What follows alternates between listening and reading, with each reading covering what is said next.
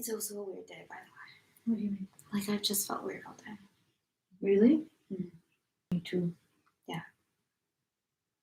My nervous system is freaking out. Like, I feel like I'm being fried. Like, it's just Without kind the of pain. electric. It's like, Oh, God. I feel like I'm spluttering in oil without the pain. Oh. Like my bones are carbonated. They are carbon.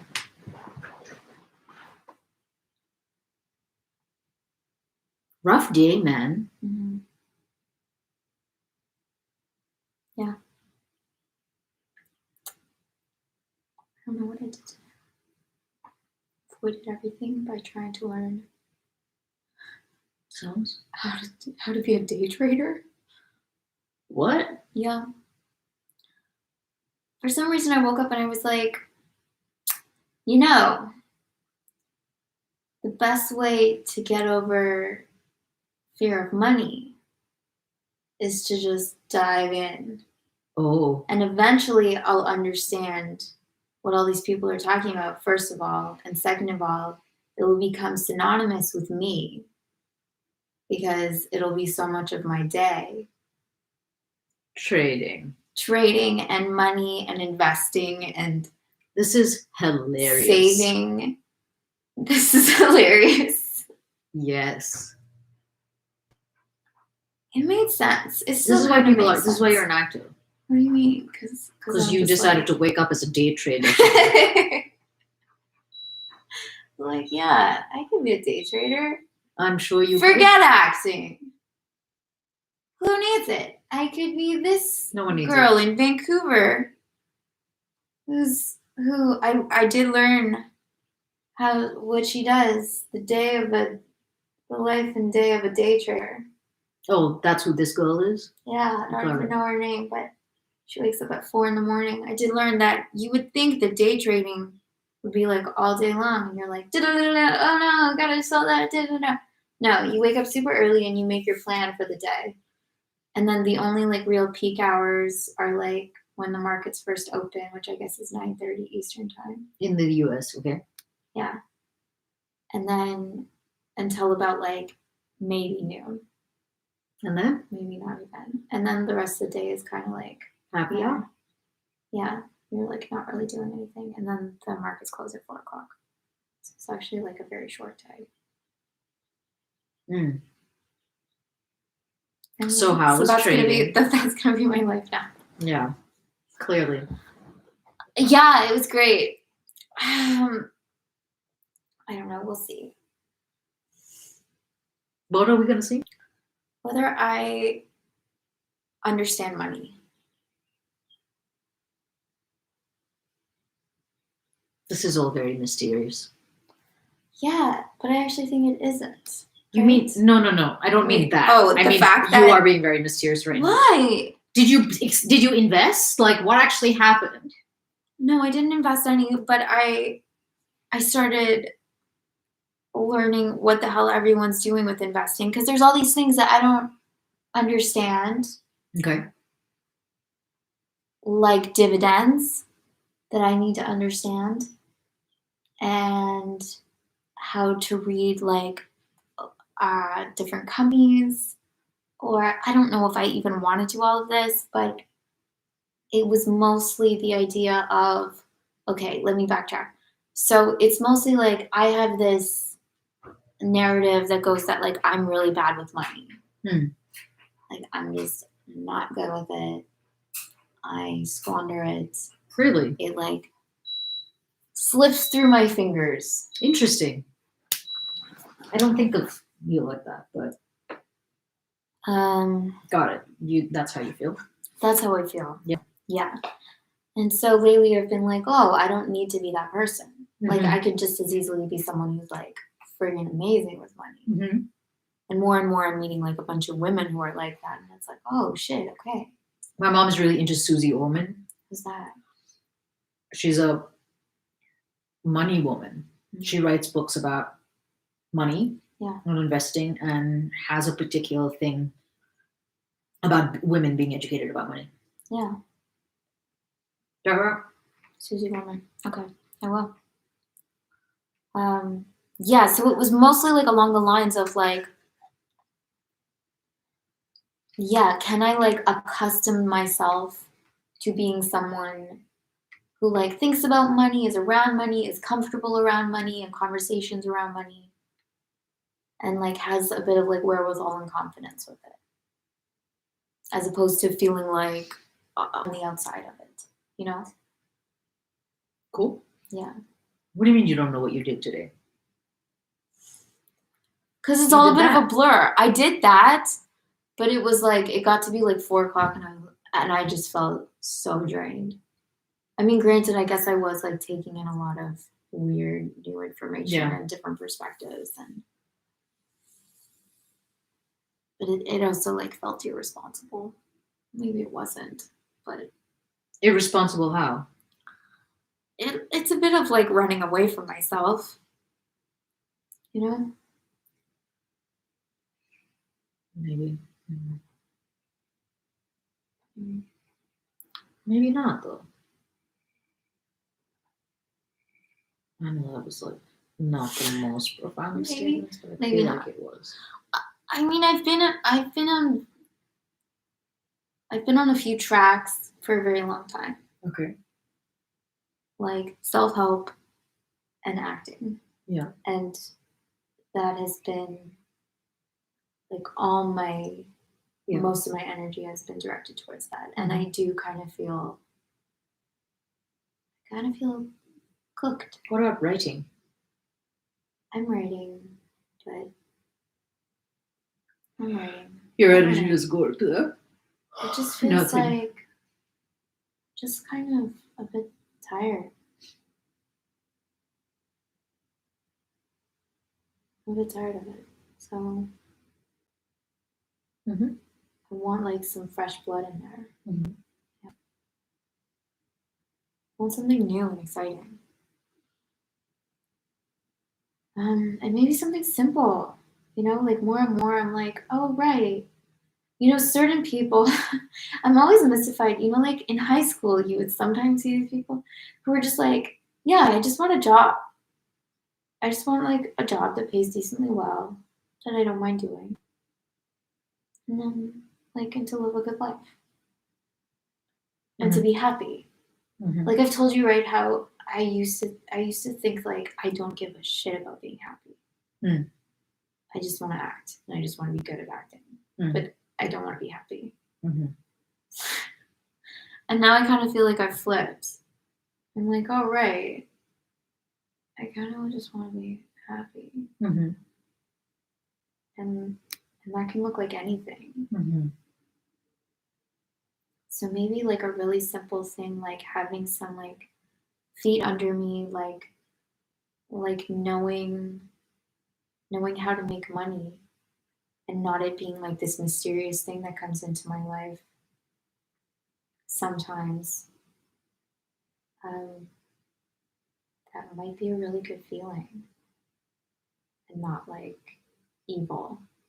People have such weird thoughts around money, and I definitely have. We were talking about this a couple of months ago. Yeah. Yeah, I remember you like stressing about it for a while, or like starting to feel antsy about it or something. And then I remember being like, look, if you there is psychological value to just demonstrating to yourself that you can do it, just in a very constructive Yeah. way. Yeah. That sounds a little bit like what you're saying, which is like if I just like can be doing something that isn't up to chance, that you're like actually, I don't know what I'm saying. No, I know what you're saying. Okay. You're like, yeah, if I like show myself that I can handle it, I can make money.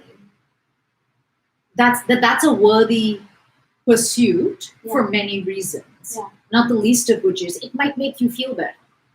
I think that's where it was coming from. It doesn't need to be your career. It doesn't need to be like, it doesn't need to mean anything. As long as you can like, yeah, that it might actually help. You might actually feel that. Right. yeah, this, so I also think there's like a contradicting like flashing idea that's like creatives, artists, and money don't go together. Yeah. And if anything, to like become money oriented, you're like selling your soul, you're like cutting off that creative side of you, and now you're just money hungry. Um, and there's also this is really stupid, but I also like have this thought that really successful people, or like really just like naturally talented, like people where things come naturally, like our conversation about beauty yesterday, like they don't have to do these things. And so, if anything, there's something like dirty or shameful about like me having to actually be good with money. It's like proving that I'm not naturally whatever enough to just like have other people handle my finances for me and maybe screw me over. But I'm so successful that I'm not even aware. I don't know, whatever it is. I don't think like this is a terrible example. Maybe Natalie Portman does. It would be like a good example of this. I don't think like Marilyn Monroe knew anything about money. Maybe she did. I don't know who knows about money. Yeah. It's a totally different realm, and it doesn't need. I told you right how like Mila Kunis is really cheap. And I think I talked to you about this. I can't remember. That like when she was working on that 70s show, and granted she's like 15 years old, but she comes from an immigrant family, so it was all about the hustle. And while she was shooting that show, she and her best friend had like a t-shirt printing business. And they would print like logos of the Backstreet Boys or things like that and be selling them. So That's she would like really finish shooting and then go work on her business. That's pretty great. That makes me like her. Right? Yeah. And she's like still to this day like does like hate spending money. If she's like, no, we can get this at Target or something, she'll go for the Target thing.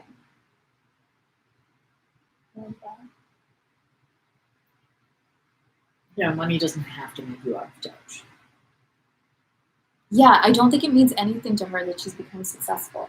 She likes making money and saving money. I mean, I'm sure it matters to her that she's successful.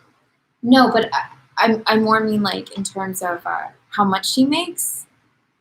I'm sure she still has a lot of the same relationship with money that like she had growing up. Oh yeah, Yeah, for sure. right.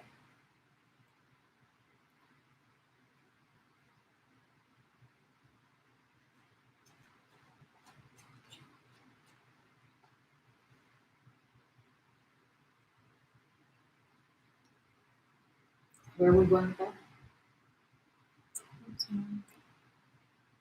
I thought somewhere. Wait, where was I going with that? I'm not able to remember. Oh, just that I have this idea that like I need to be kind of like stupid. That getting good at money will undercut any creative viability. Right. That's a very difficult bind to put this in. Yeah. I get what you mean though. Like it shouldn't have to be this difficult. Yeah, I get that.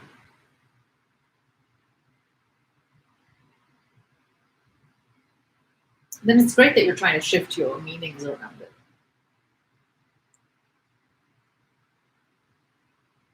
That's why it was really important to me to like Postmates. Yeah. Because I was like, oh, right. Yeah, I know how to make money. I could do this.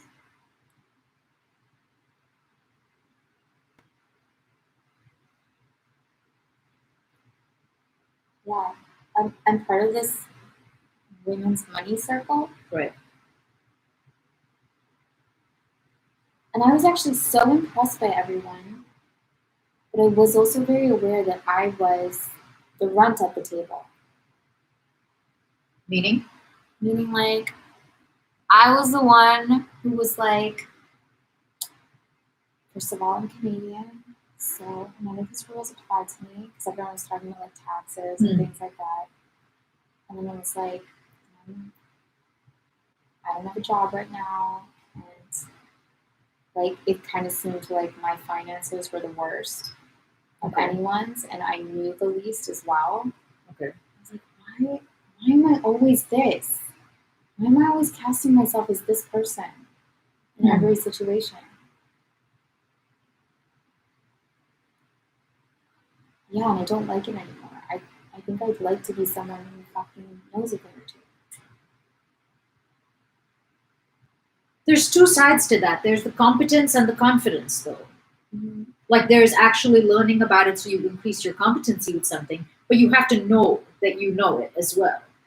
And I think that like yes, it'll help to learn stuff, but I think that equally important is to give yourself credit for what you do know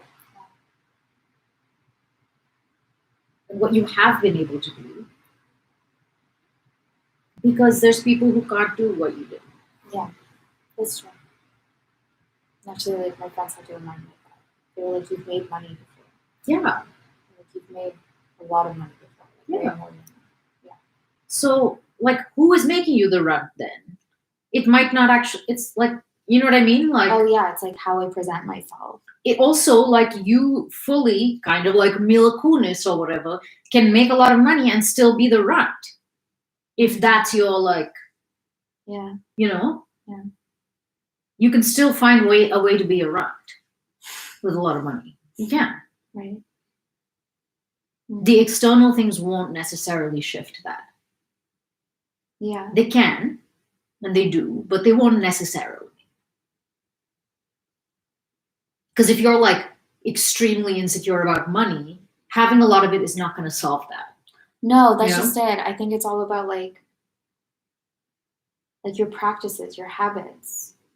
So I think your it's important, relationship to it. right? Yeah. So I think it's important to, yes, learn more, Yeah. but also validate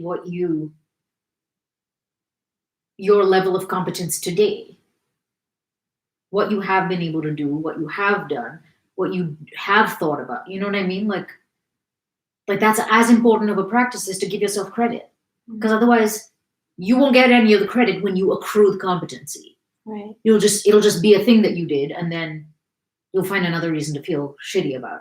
Yeah. You know?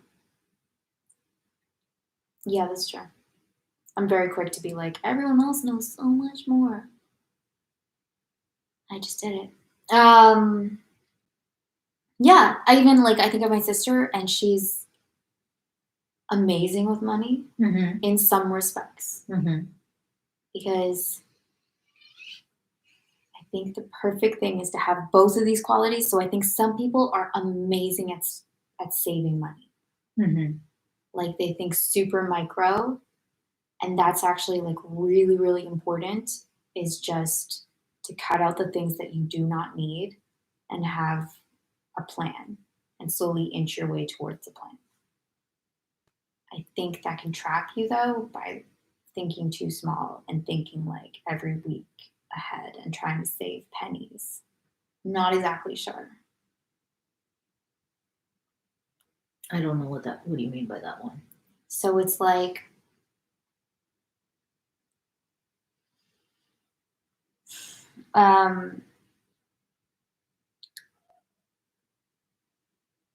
so she will like forego so many pleasures. Like won't pay for workouts. Like won't join a yoga studio, or I had to convince her to go get her nails done every 2 weeks. And that was like a really big battle because she did not think that was worth the money. Mm-hmm. And then I was like, what would it give you? Like I really had to work it. And then it became one of her favorite things that she got to do. And I do think there's a certain amount of like showing yourself what you're worth and like letting life be good. Like putting your money towards things that are pleasurable, that pay off. Yeah. And at the same time, like, yeah, it allows like investing in yourself. I don't think she's good at investing in herself, basically. And if she were to do that, like, I think her ability to make money could be even more than what it already is Mhm. because she's already got these great practices under her belt. Mhm. But she's still kind of like scared and turned inwards. Mhm. So I think like she has that, and then maybe I have like the opposite tendency where I can actually be kind of good at taking risks Hmm. and not thinking too much about the consequences. Hmm. Like I live in Los Angeles. Like it's not the smartest financial move to live here, in all honesty. But I do it for like the potential bigger payoff. Yeah. That is like, yeah, if you're gonna make money as an actor, like, yeah, you kind of want to live in America. Yeah. So I'm able to do that, but I think it's about like balancing those two. Yes. I think. For Yeah. sure. Yeah.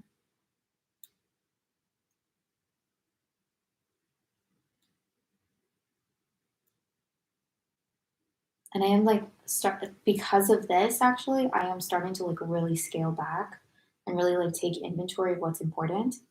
Like I've canceled a ton of subscriptions. Yeah. And I'm starting to actually like think about like, okay, how much can I spend on food? Hmm. Like what's my actual budget? Right. And I'm like, okay, I need to like not spend money for the next 2 weeks. Interesting. And I thought that that would make me feel deprived and like poor, and it's actually having the opposite effect. I feel like, Because you have command over it. yeah, Yeah. it is exactly that. Yeah. That's great. Yeah. Because the other thing is a bit like rolling the dice.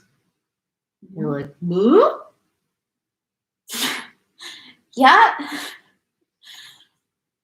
Yeah. I have like different channels in my head that I can switch in and out of. Really? Yeah, and one of them is like a Whole Foods channel where like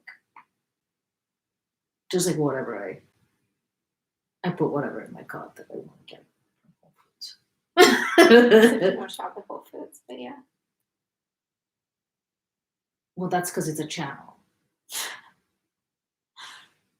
Like I do sometimes go there Okay. and get whatever I feel like, but that's not my like that's not what I'm accustomed to. Yeah. And that's what I mean by it's a channel. Like I don't like live my whole life in that place. No, but sometimes you like go to that channel. Yes, and then I'm like, I have no idea what's in the Okay. cart, and I barely listen to what they say when they give me the total. Really? I almost never do actually. Wow.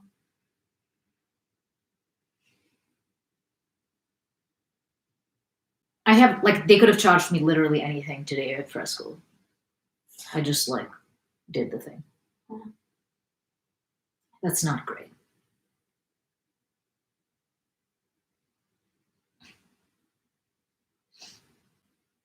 But I actually am good at not getting stuff as well. Yeah. Like if I am trying to save money, the clothes as a category is gone. Mm. And then I'll like I'm using Dove conditioner right now. Whoa. Exactly. You may not know this, but I don't use Dove. I know what she uses. It's stupid. But I'm perfectly happy using Dove, I guess is what I'm trying to say. Yeah. And there are times when if I just have the right like hat on, if I have I'm on the right channel, I literally just like scan prices and I'm like, what is the least? And just do that, and it's perfectly fine. Yeah.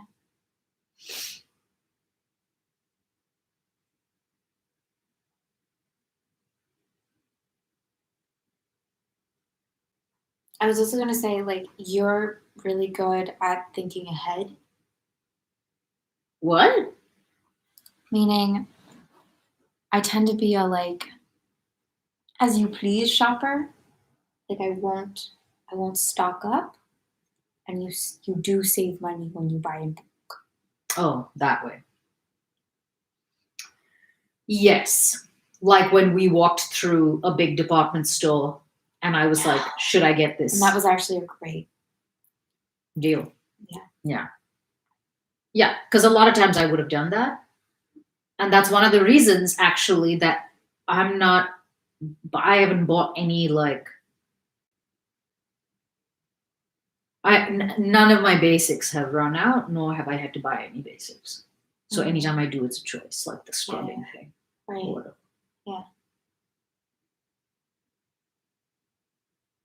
Yeah. And that also saves time. Mhm. It's kind of like my brain goes blank when I have to buy someone a gift. It's a much easier setting for me to always be looking for things for people almost all the time. And so I have like a mini list either in my head Yeah. or that I've actually gotten for people. And then I just like wait for the That's so smart. event. Yeah. Because otherwise I'm like forcing in a time crunch, I'm like forcing some thoughtful or like some like really appropriate thing to happen. That's just like not how that works. Right. And then it's almost like, yeah, because of that time crunch, your brain stops working Yeah. and you end up buying something totally useless and stupid. Yeah.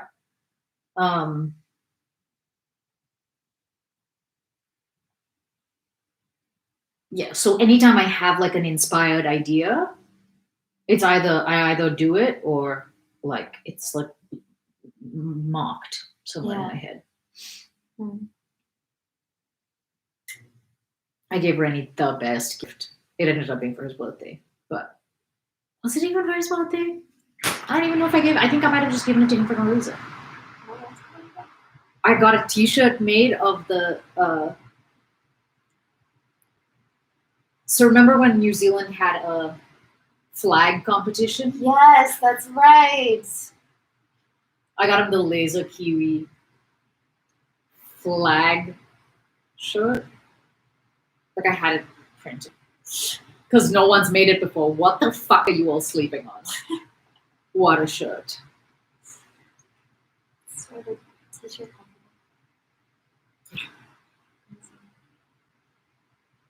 company.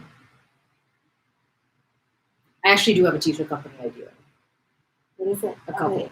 I can't tell you here. Yeah. I used to be the kind of person. This is a little bit like how you handle money, how you handle your ideas. I would just like blurt everything out to anyone, in front of anyone. Yeah. Treating it like it is not in any way any kind of like Precious commodity. anything. Yeah. And this a little bit has made me like a little bit more aware of what I blurt out. Yeah. And it's a practice. Like even stuff, it's not like I'm gonna monetize my Instagram project idea, but like don't announce that shit. Yeah, because It's very difficult for me to not announce things. that's true. But I get it. I have to do that too. I have to be like, no, this is. There's something about valuing your idea. Yes. And I'm so used to If you thinking just that blurt I don't have it, that you're idea. like, fine, whatever, you want to do it. Yeah. It's not that great anyway. Right.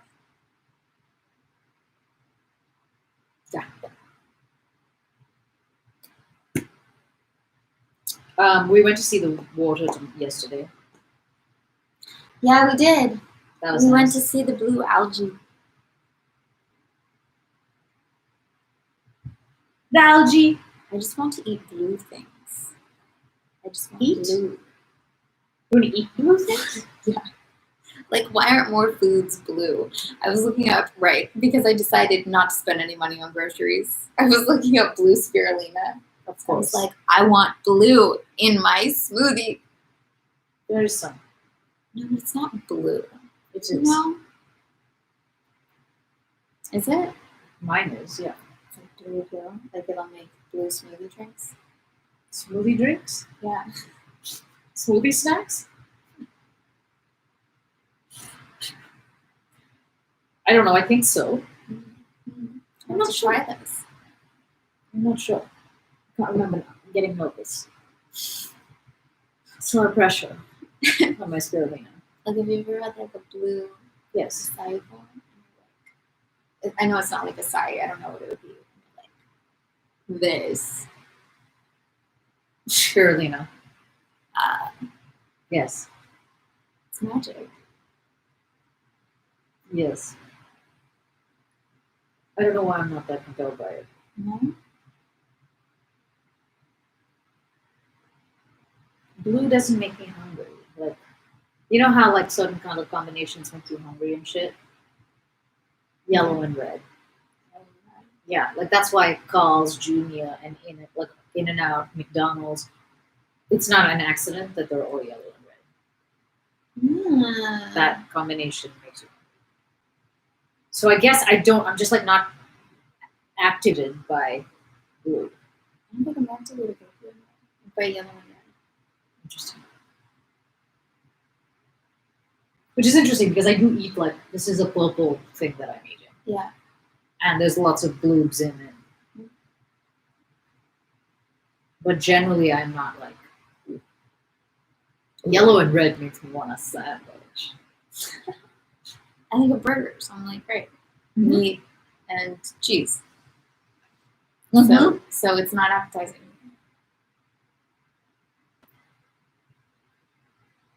But burgers make me just in the same breath think of ketchup. Yeah. You like ketchup. Yeah. So it's almost like whatever ketchup goes with. That's what red and yellow is all about. It goes with ketchup. Yeah. I don't know. I might get into ramen. You might get into it. Yeah. Meaning? Like I might just buy a pack, like a bunch of ramen online. What? And And like do the university diet. oh, that kind of ramen. Mm-hmm. I didn't realize you meant that kind of ramen. Oh, you thought like fancy.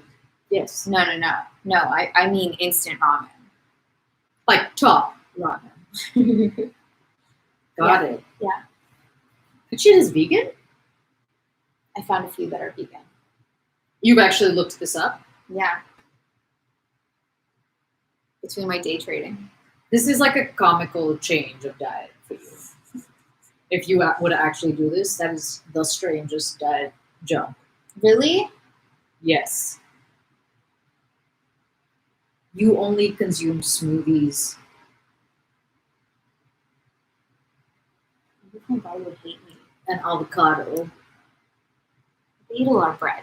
So it'd be subbing the bread for the noodle. That's not a problem.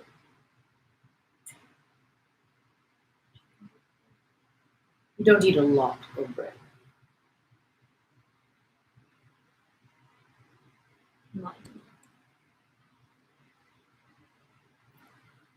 Like a sandwich is not a lot of bread. Like on regular bread, not. I want to write a book called Change Your Diet, Change Your Life. But it won't be about weight loss. It'll just be, no, it won't be about weight loss. It'll just be like, you want to be a new person? Just start eating completely differently. Like Supersize Me. Yeah? Like Supersize Me. Does he become a new person? Yeah. Mm. He becomes fat. No, but like, And ill. but his personality, does it change? I don't know. No, that's what I'm talking about. Well, I think it's very likely that your personality will change when you eat only ramen. I do, however, think those packets of seasoning are like crack. Yeah, right?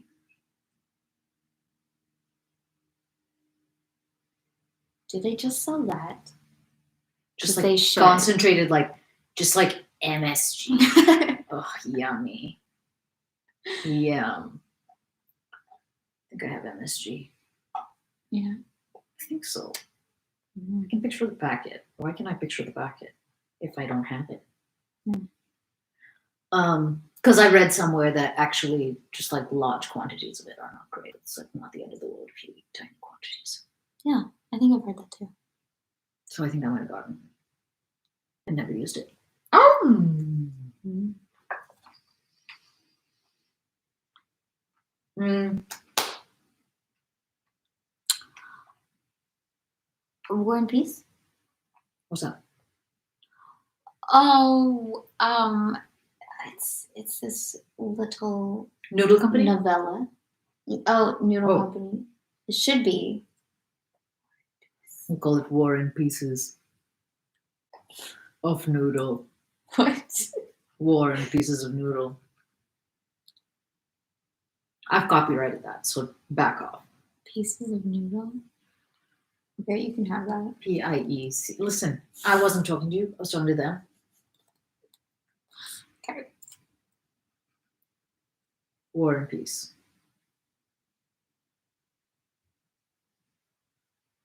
Superb. I'm thinking about this pun now. I'm like, War and Peace, War and Peace. And You now chew on that. I'm like, War and Peas. Goes with peas. Actually, peas and ramen is pretty good. I have never liked the substitution of peas in for all the thing in for peace. I've always thought that was very confusing. Oh, okay. Like, how often does this happen? It used to happen. And it might have been a generational thing, and you might not know about it. Mm-hmm. But like, I remember people when I first moved here in like the 90s and shit, they'd have signs that were like, it was a cutesy thing. Like, visualize world peace. But instead of WORLD peace, it was like WHIRLEDPEAS. World peace? Yes. Peace? And I was like, why? Yeah. For what?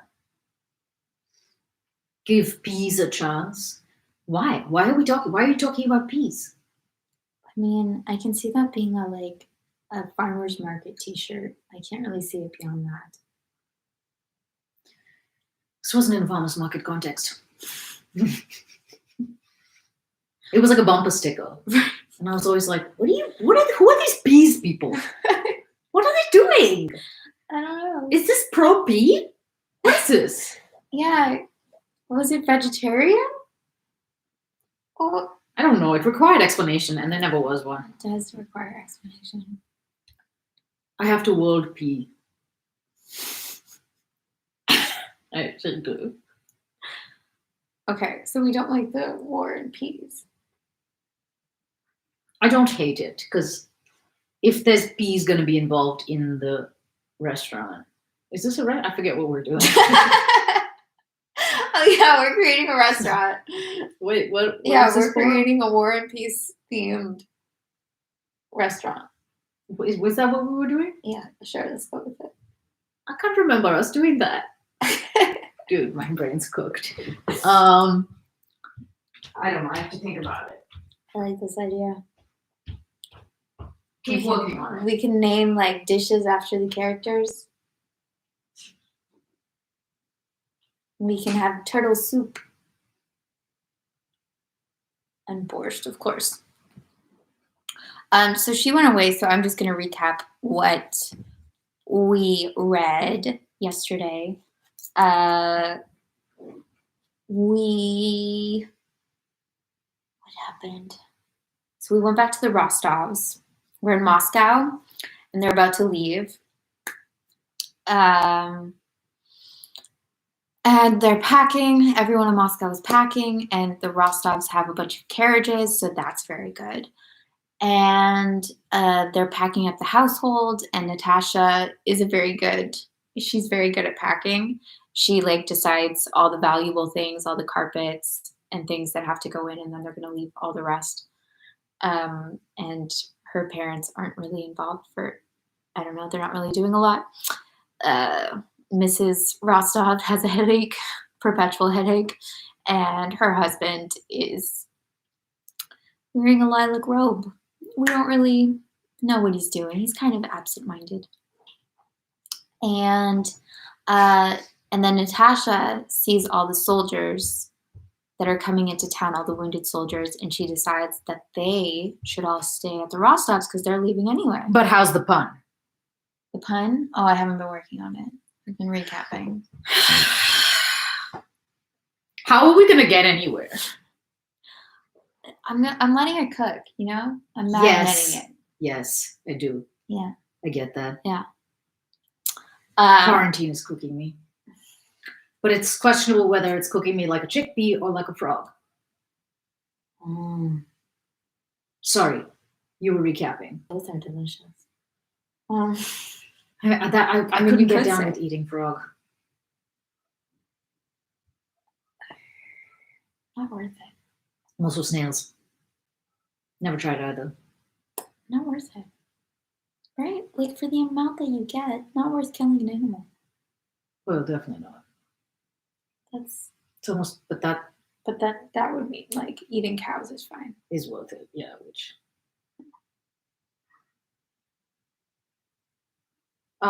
So Ray sent me a thing today, Yeah. and I had to stop it very, very suddenly because it was like two people, like Matt Damon and someone else. Something about like the sound wasn't on. Mm-hmm. So it was like a couple of people spokespersoning, and then at the bottom it was like stop animal, I don't know, some like animal related thing. And then it cut to something that I only looked at for a couple of seconds. So I'm not sure what I saw, but it was a nightmare. It seemed like a place where they would kill and process dogs. And there were a bunch of carcasses, and then there was a bunch of people, and then there was like an archway, and it was like it was like a fucking horror movie. There was a dog who was taking a few steps in, or some like dog-sized animal, Mm-hmm. and a person like raised a fucking What? yes, and I immediately like clicked out of it and was like, I wrote back to him being like, I can't watch this. And he was like, okay, well, but please forward so we can stop this. And I was like, I wouldn't forward that to someone. I wouldn't. Please forward so we can stop this. I was like, I don't know what the it is, Right. but I'm a little upset that you just sent that to me with no warning. I don't know why you're laughing. It's funny. It was horrible. If It was he like a really dog- wants to stop it, why doesn't he have like a discussion with you about it instead of I don't know. I was like, also stop eating turkey. right. I was like, don't fucking send this to vegan people. Like, what are you doing? I got a little bit self-righteous about it in my head. Mm. I was like, look, I'm already doing what I can do, which is not true. But You are doing. I'm doing You're something. doing more than a lot of people. Right. It's bullshit to say that like I'm already doing what I can and I can like as if I have no more capacity for activism. But it's just a little bit rich to be shown like a violent thing. It's Like also a just face real- your It's face your really things. like. It's really easy. I'm glad he's doing this public service for everyone, but it's really easy to just forward a video and be like, "There, I'm doing my part." Look, I don't know. I just know that I felt completely ambushed. That dog seemed ambushed. If it was a dog, I don't know. It happened so fast that I was like, I just like immediately knew I would never be able to unsee whatever it was. Oh my God. Yeah. Yeah, it was horrible. Like I'm not even threatening to send it to you or show No, you. please don't. But like even as a joke, I'm not threatening. Because it was truly not cool.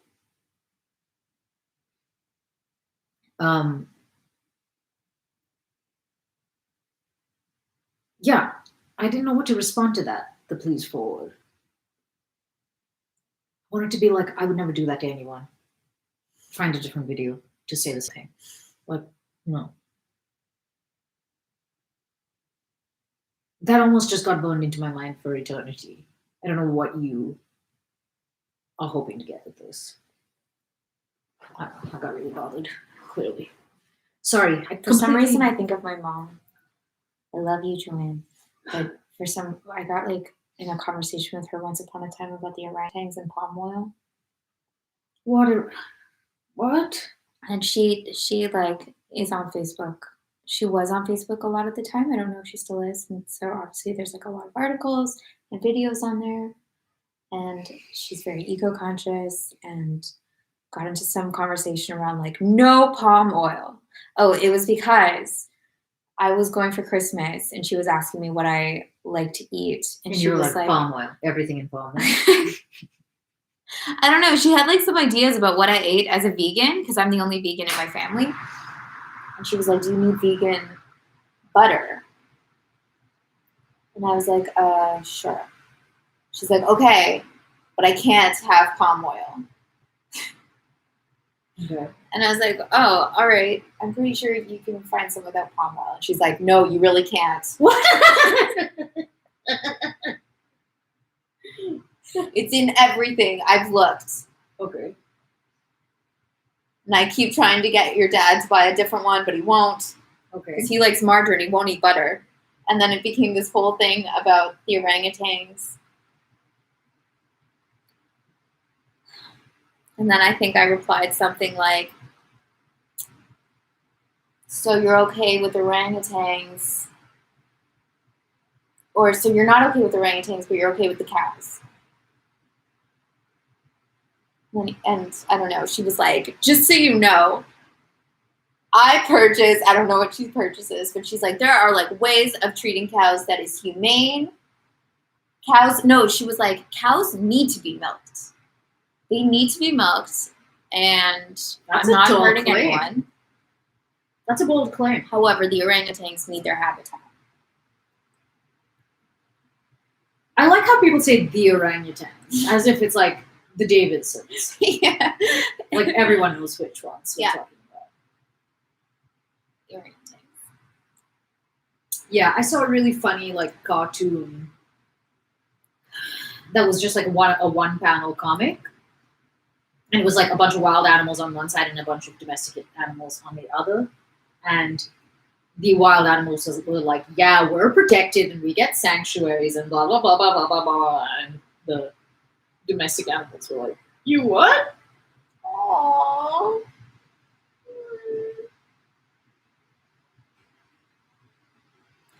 And it was like, yeah. It would be so great. If I just like woke up tomorrow and it was like, the world goes vegan. The world declares veganism for all. Yeah, that'd be great. That'd be amazing. Think of all the ingenuity that would go into cooking if everyone just went on this diet. And I'm calling it a diet as like a way of eating.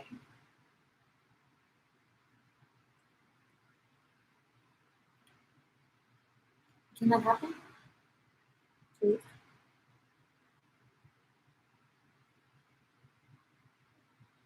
I hope it can.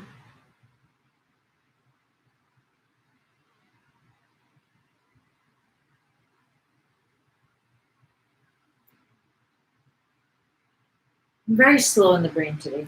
That's okay. Sorry, I totally interrupted and messed up your recap. Yeah, I was just getting to the part where Natasha said the wounded soldiers could stay there. Oh, so they're mid-packing. She invites a bunch of people to come and stay there. And somewhere in the bunch, lo and behold, is Andrew Bolkonsky, even though no one in the house has clocked it yet. So there's no one's seen him. Right. And he's seriously wounded, and the people who are with him make a point of saying that they don't expect him to make it home. Yeah. And did you tell about Sonia's feelings about Nicholas? Oh no, I didn't mention that. It wasn't active really, but it was the first time we saw Sonia as anything about Nicholas and Mary. Yeah, because we didn't even know. So Nicholas wrote a letter home talking about his meeting with Princess Mary. And then the whole family is like, oh, wouldn't that be great if they were together in front of Sonia? And even Sonia's like, yeah, he should be with her. Which, to be fair, would bail out the entire family's financial situation. When did you become such a Sonia? Such a Sonia supporter? Sonia, I was trying to think of like a cutesy word for like cumber bitches, but I couldn't. Instead, I said, when did you become such a Sonia? A Sonia-thizer. No, a A Sonia Sizer. trying to combine sympathy and Sonia. No, it doesn't. When did you become such a simpering Sonia? A Sonionymous? No. When did you become so Sonionymous? Something like that. Or something like that, yeah. Something like that. When did you become so sonorous? Just now we're just in words that start with S-O-N. She's a sad, unloved runt. She of was course loved. I like her. She's loved. She's not. She is. She's like this poor cousin that people just like trot all over her feelings. It's very sad. Do they tread on her? Firstly, where's her family? I'm sure they explained this at one point, but is she an orphan? I think so. Yeah. She got taken in by them. So I guess she has no money, no means of her own. Correct. She's in love with a guy who's like, I don't know what's happening with him. And forever faithful. And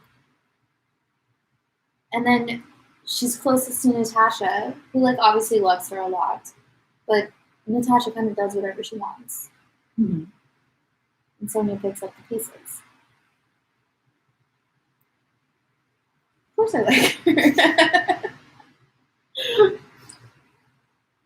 Snuck up on me.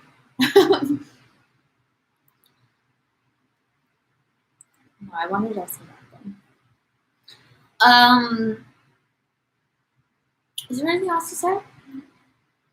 I don't think so. I think the Rostovs are finally going to go, but we're not sure. They're very late. Yeah. Oh, the other thing that we read yesterday is Pierre was confronted. So Pierre went back to Moscow and he met with Count Rostopchin, who's like, "Hey, are you with the Freemasons? Great. So I need you to leave town forever." And denounce them. Yeah. And Pierre climbed out the window. Basically, without telling anyone, and just He didn't need to. Like, they gave him time to leave in an organized fashion, but no, he just ran away. Yeah. So we don't know where he's at. And apparently he does not return to Moscow. No one ever sees him again. No one in his estate. I don't know if it said no one in his estate saw him from that time till after Moscow was burned. No. So maybe he comes back afterward. I'm pretty sure that's what it said. Mm-mm. No? No one ever saw him again? From his estate, I never saw him again. But okay. That's my memory of it. I don't know. Okay. We can check back. Mm. I remember, like, obviously, which I'm sure you did as well, like studying the technicalities of the sentence. I was like, okay, so no one from his estate. No one. But other people in the book. Yeah, it was very specific about the people in his household. Yeah.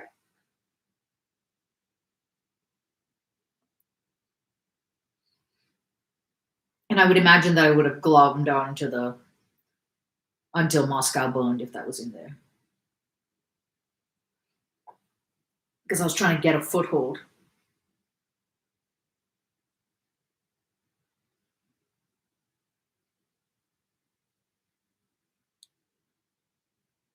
From that time till the end of the destruction of Moscow, no one of Bezhukov's household, despite all the search they made, saw Pierre again or knew where he was. Oh, phew. That's way better. Mm-hmm. I was like bracing for him to know. Like, I don't know. I was scared. So it's like both Andrew. Imagine Andrew and Pierre are just like gone. That's kind of what it felt like. Right. Okay. Oh, I'm very relieved. Yeah. Okay. That you're right. Okay. So where are we? We're book 11, chapter 16. Yes, we are. You ready? Berg, the Rostov's son-in-law, was already a colonel wearing the orders of Vladimir and Anna. Okay. I don't know what that is. And he still filled the quiet and agreeable post of assistant to the head of the staff of the assistant commander of the 1st Division of the 2nd Army. Dawn of the Rise of the Beginning of the End, the Planet of the Apes. Do you remember that movie coming out? I was like, how many of those are in this movie title? Such a good movie title. On the 1st of September, he had come to Moscow from the army. He had nothing to do in Moscow, but he had noticed that everyone in the army was asking for leave to visit Moscow and had something to do there. So he considered it necessary to ask for leave of absence for family and domestic reasons. I love him. He's the best. Berg drove up to his father-in-law's house in his spruce little trap with a pair of sleek roans, exactly like those of a certain prince. He looked attentively at the carts in the yard, and while going up to the porch, took out a clean pocket handkerchief and tied a knot in it. From the anteroom, Berg ran with smooth, though impatient steps into the drawing room, where he embraced the Count, kissed the hands of Natasha and Sonia, and hastened to inquire after Mamma's health. Health? At a time like this? Said the Count. Come, tell us the news. Is the army retreating, or will there be another battle? God Almighty alone can decide the fate of our fatherland, Papa, said Berg. The army is burning with a spirit of heroism, and the leaders, so to say, have now assembled in council. No one knows what is coming, but in general I can tell you, Papa, that such a heroic spirit, the truly antique valor of the Russian army he corrected himself, has shown or displayed in the battle of the 26th, there are no words worthy to do it justice. I tell you, Papa, he smote himself on the breast as a general who he had heard speaking had done. Smote. He smote himself? We discussed once what the past tense of smote is. There we go. He smote himself on the breast as a general he had heard speaking had done. But Berg did it a trifle late, for he should have struck his breast at the words Russian army. Okay. I tell you frankly that we, the commanders, far from having the urge to urge the men on or anything of that kind, could hardly restrain those exploits of antique valor, he went on rapidly.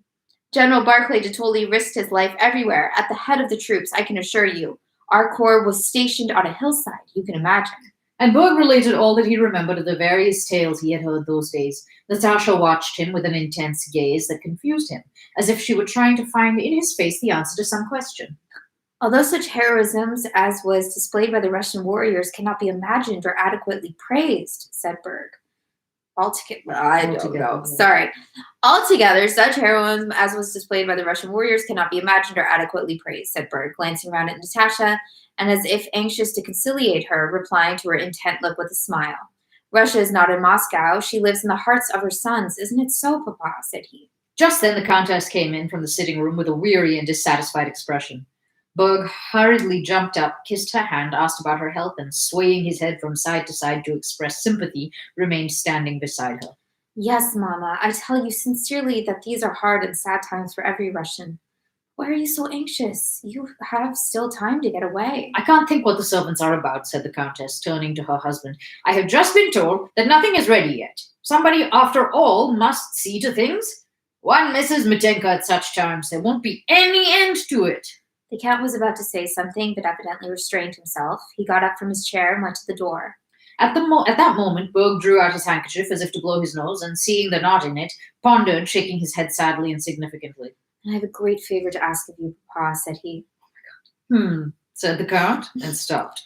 I was driving past Yusupov's house just now, said Berg with a laugh, when the steward, a man I know, ran out and asked me whether I wouldn't buy something. I went in out of curiosity, and there is a small chiffonier and a dressing table. You know how dear Vera wanted a chiffonier like that and how we had a dispute about it. At the mention of the chiffonier and dressing table, Berg involuntarily changed his tone to one of pleasure at his admirable domestic arrangements. And it's such a beauty. It pulls out and has a secret English drawer, And dear Vera has long wanted one. I wish to give her a surprise, you see. I saw so many of those peasant carts in your yard. Please let me have one. I will pay the man well. And the Count frowned and coughed. Asked the Countess. I don't give orders. If it's inconvenient, please don't, said Berg. Only I so wanted it for dear Vera's sake. "Oh, go to the devil, all of you! To the devil, the devil, the devil!" cried the old count. "My head's in a whirl." And he left the room. The countess began to cry. "Yes, Mama, yes, these were very hard times," said Bert. Excuse me, Bug. Oh, whoops. Natasha left the room with her father, and as if finding it difficult to reach some decision, first followed him and then ran downstairs. Petya was in the porch, engaged in giving out weapons to the servants who were to leave Moscow. Loaded carts were still standing in the yard. 2 of them had been uncorded, and a wounded officer was climbing into one of them, helped by an orderly. Do you know what it's about? Petya asked Natasha. She understood that he meant, what were their parents quarreling about? She did not answer. It's because Papa wanted to give up all the carts to the wounded, said Petya. Vasilich told me. I consider, Natasha suddenly almost shouted, turning her angry face to Petya. I consider it so horrid, so abominable, so I don't know what. Are we despicable Germans? Her throat quivered with convulsive sobs, and afraid of weakening and letting the force of her anger run to waste, she turned and rushed headlong up the stairs. Berg was sitting beside the Countess, consoling her with the respectful attention of a relative. The Count, pipe in hand, was pacing up and down the room, when Natasha, her face distorted by anger, burst in like a tempest and approached her mother with rapid steps. It's horrid, it's abominable, she screamed. You can't possibly have ordered it. Berg and the Countess looked at her, perplexed and frightened. The Count stood still at the window and listened. Mama, it's impossible. See what is going on in the yard, she cried. They will be left. What's the matter with you? Who are they? What do you want? Why, the wounded. It's impossible, Mama. It's monstrous. No, Mama, darling, it's not the thing. Please forgive me, darling, Mama. What does it matter what we take away? Only look at what is going on in the yard, Mama. It's impossible. The Count stood by the window and listened without turning round. It's not very convincing. I know, she's just like, it's impossible. But just wait here, Mama. Look out the window. It's mirror. Suddenly, he sniffed, the Count, and put his face closer to the window. The Countess glanced at her daughter, saw her face full of shame for her mother, saw her agitation, and understood why her husband did not turn to look at her now, and she glanced round, quite disconcerted. Oh, do as you like. Am I hindering anyone? She said, not surrendering at once. Mama, darling, forgive me. But the Countess pushed her daughter away and went up to her husband. My dear, you order what is right. You order what is right. You know I don't understand about it, said she, dropping her eyes shamefacedly. So passive-aggressive. The eggs are teaching the hen, muttered the Count through tears of joy. And he embraced his wife, who was glad to hide her look of shame on his breast. I don't think it was passive aggression. I guess so. Okay. Because you remember yesterday where like it was like, oh, the way she gets what she wants, like by pretending to be smaller than him. Papa, Mama, may I see to it? May I? Asked Natasha. We will still take all the most necessary things. The Count nodded affirmatively, and Natasha, at the rapid pace at which she used to run when playing at tag, ran through the ballroom to the anteroom and downstairs into the yard. The servants gathered round Natasha, but could not believe the strange order she brought them until the Count himself, in his wife's name, confirmed the order to give up all the carts to the wounded and take the trunks to the storerooms. When they understood that order, the servants set to work at this new task with pleasure and zeal. It no longer seemed strange to them, but on the contrary, it seemed the only thing that could be done, just as a quarter of an hour before it had not seemed strange to anyone that the wounded should be left behind and the goods carted away, but that had seemed the only thing to do. The whole household, as if to atone for not having done it sooner, set eagerly to work at the new task of placing the wounded in the carts. The wounded dragged themselves out of their rooms and stood... Sounds kind of cruel. Like, get up out of bed. I know you just got here, but get up. Yeah. Back into the car. The wounded dragged themselves out of their rooms and stood with pale but happy faces round the carts. The news that carts were to be had spread to the neighboring houses, from which wounded men began to come into the Rostovs' yard. Many of the wounded asked them not to unload the carts, but only to let them sit on the top of the things. But the work of unloading, once started, could not be arrested. It seemed not to matter whether all or only half of the things were left behind. Cases full of china, bronzes, pictures, and mirrors that had been so carefully packed the night before now lay about the yard. And still they went on searching for and finding possibilities of unloading this or that, and letting the wounded have another and yet another cart. So they arrived on carts. Yeah. Natasha waylaid them to be like, no, no, no, have a lie down. They've all disembarked. Yeah. They're having a lie down. Yeah. And now she's rustled them all up Yeah. to put them on the carts. Yeah, but I think it's like to get them out of Moscow. Yeah. I don't know what would have happened. What was the original plan? Like they arrived and it was like, great, here you go. Be in this. I don't know. Where were they gonna go before? I don't know. But I never thought it was a good idea for them to disembark. I forgot to say so, but like, because what? They're going to be left behind. Everybody else is going to leave. And then the French are going to come and burn Moscow with all the wounded in the homes. Like, how does that make sense? Like, why is it a favor for them to stay It's like, there? we're abandoning Moscow. Yes. Have our house. It isn't safe here, but Yeah, exactly. yeah. But it is war. It isn't so safe, toasty but by it the is fire. war. Yeah. Okay.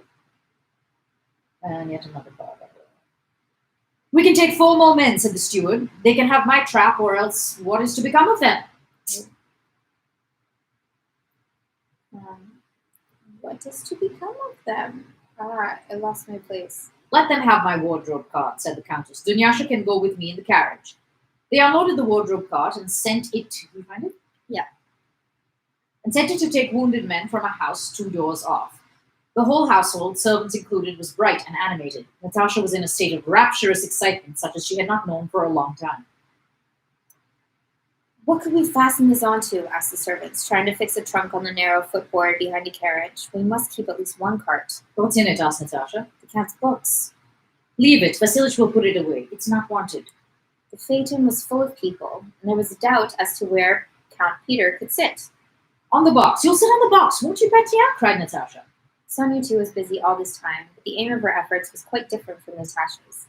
She was putting away the things that had to be left behind and making a list of them as the Countess wished, and she tried to get as much taken away with them as possible. End of 16.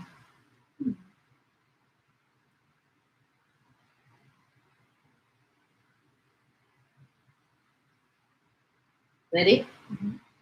Chapter 17. Are you reading ahead? What were you smiling about? I don't know why I'm like, oh yeah. You try to kill someone and then suddenly feel differently about that person, don't you? Someone almost dies and then you're like, wait! But wait! There is more! Before 2 o'clock in the afternoon, you're supposed to leave, so this is so typical, you know? This is very, very fun.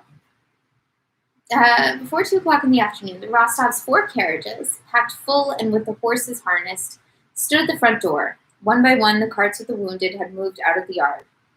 The caleche in which Prince Andrew was being taken attracted Sonia's attention as it passed the front porch. With the help of a maid, she was arranging a seat for the Countess in the huge high coach that stood at the entrance. Whose caleche is that? She inquired, leaning out of the carriage window. Why, didn't you know, miss? Replied the maid. The wounded prince. He spent the night in our house and is going with us. Don't you know anything, maid? But who is it? What's his name? It's our intended that was. Our future ex-lover. Our intended that was. It's our intended that was. That's how I should call Evan from that one.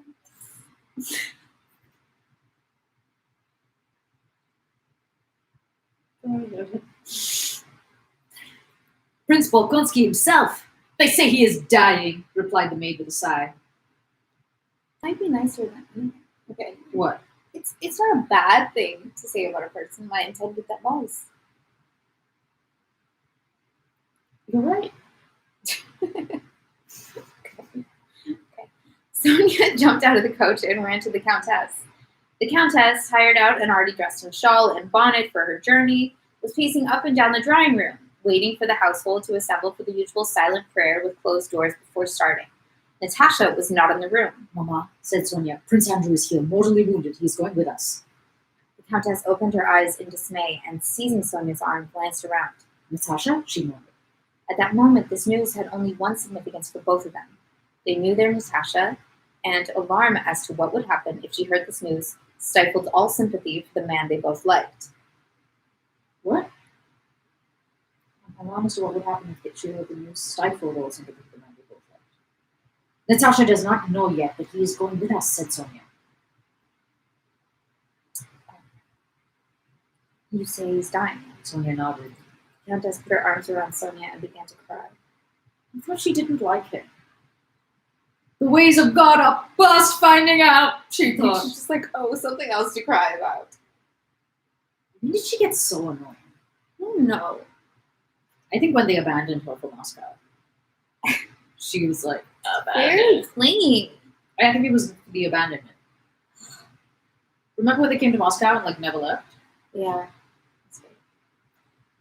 The ways of God are past finding out, she thought, feeling that the almighty hand hitherto unseen was becoming manifest in all that was now taking place. Well, Mama, everything is ready. What's the matter? Asked Natasha, as with animated face she ran into the room. Nothing, answered the Countess. If everything is ready, let us start. When the Countess bent over her reticule to hide her agitated face, Sonia embraced Natasha and kissed her. Natasha looked at her inquiringly. What is it? What has happened? Nothing.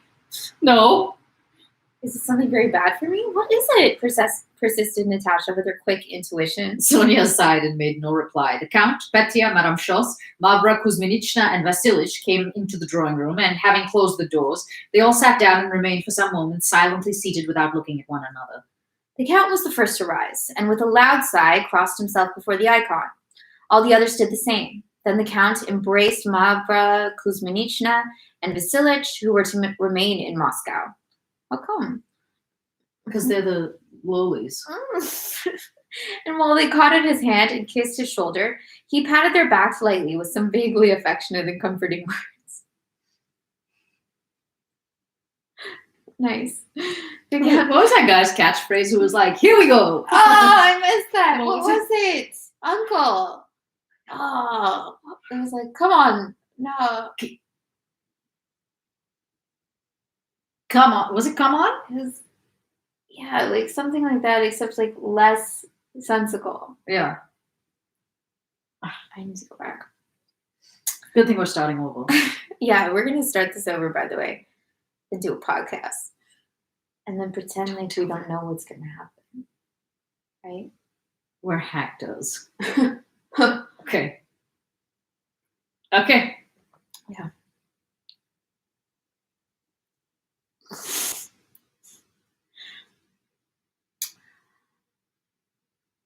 The Countess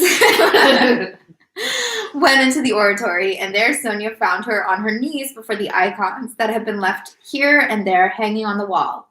The most precious ones, with which some family tradition was connected, were being taken with them. In the portion in the yard, the men whom Petya had armed with swords and daggers, with trousers tucked inside their high boots and with belts and girdles tightened, were taking leave of those remaining behind. As is always the case at a departure, much had been forgotten or put in the wrong place, and for a long time, 2 men servants stood on each side of the open door and the carriage steps waiting to help the Countess in, while maids rushed with cushions and bundles from the house to the carriages, the caleche, the phaeton, and back again. They always will forget everything, said the Countess. Don't you know I can't sit like that? Do you stop bitching at the servants? They always forget everything. And Dunyasha with clenched teeth. Without replying, but with an aggrieved look on her face, hastily got into the coach to rearrange the seats. Oh, those servants, said the Count, swaying his head. Efim, the old coachman, who was the only one the Countess trusted to drive her, sat perched up high on the box and did not so much as glance round at what was going on behind him.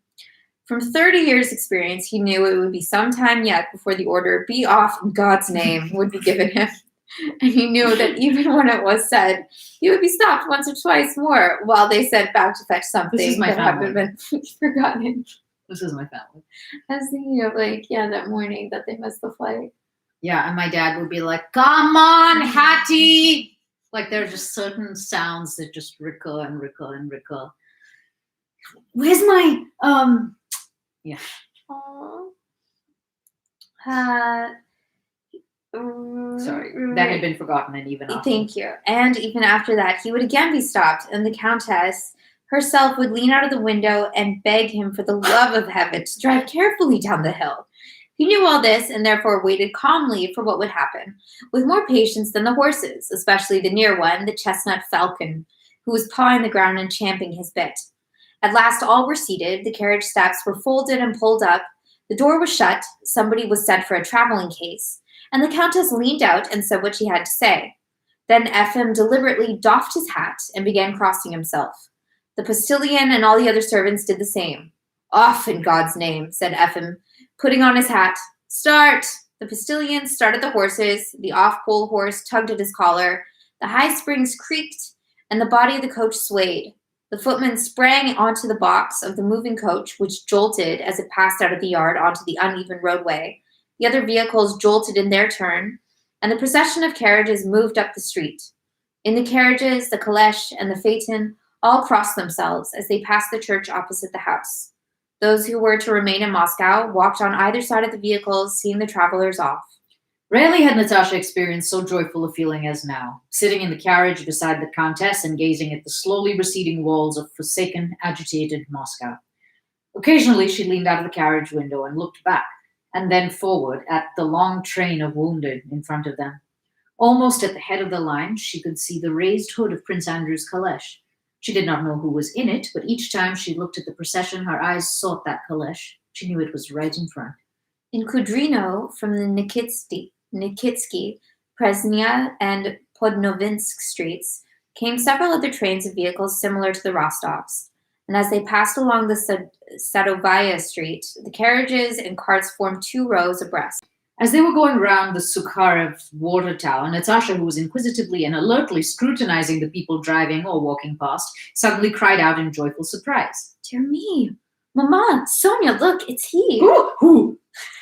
Look, yes, oh my word, it's Bezhukov, said Natasha, putting her head out of the carriage and staring at a tall, stout man in a coachman's long coat, who from his manner of walking and moving was evidently a gentleman in disguise, and who was passing under the arch of the Sukharev tower, accompanied by a small, sallow-faced, beardless old man in a frieze coat. Yes, it really is Bezhukov in a coachman's coat with a queer-looking old boy. Really, said Natasha. Look! No, it's not he. How can you talk such nonsense? Mama! Screamed Natasha. I'll stake my head it's he, I assure you. Stop! She cried to the coachman. But the coachman could not stop, for from the Meshchetsky street came more carts and carriages, and the Rostovs were being shouted at to move on and not block the way. In fact, however, though not much farther off than before, the Rostovs all saw Pierre, or someone extraordinarily like him, in a coachman's coat, going down the street with head bent in a serious face beside a small, beardless old man who looked like a footman. That old man noticed a face thrust out of the carriage window, gazing at them, and respectfully touching Pierre's elbow, said something to him and pointed to the carriage. Pierre, evidently engrossed in thought, could not at first understand him. At length, when he had understood and looked in the direction the old man indicated, he recognized Natasha, and following his first impulse, stepped instantly and rapidly toward the coach. But having taken a dozen steps, he seemed to remember something and stopped. Natasha's face, leaning out of the window, beamed with quizzical kindliness. Peter Kirillovich, come here! We have recognized you. This is wonderful, she cried, holding out her hand to him. What are you doing? Why are you like this? Way to blow his cover. We recognize you! Pierre took her outstretched hand and kissed it awkwardly as he walked along beside her while the coach still moved on. What's the matter, Count? Asked the Countess in a surprised and commiserating tone. Oh, what's the matter? What? Why? Don't ask me. Surprised and commiserating. What is the matter? What is the matter, Count?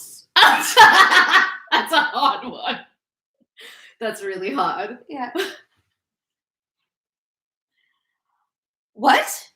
Why? Don't ask me, said Pierre, and looked around at Natasha, whose radiant, happy expression, of which he was conscious without looking at her, filled him with enchantment. Are you remaining in Moscow, then? Pierre hesitated. In Moscow? He said in a questioning tone. Yes! In Moscow! Goodbye! If only I were a man? Question mark. I'd certainly stay with you. How splendid, said Natasha. If only I were a man. Mama, if you'll let me, I'll stay. What's happening? She's a fucking nut girl. Pierre glanced absently at Natasha and was about to say something, but the Countess interrupted him. You were at the battle, we heard. Yes, I was, Pierre answered. There will be another battle tomorrow, he began, but Natasha interrupted him. What is the matter with you, Count? You were not like yourself. Oh, don't ask me. Don't ask me. I don't know myself. Tomorrow.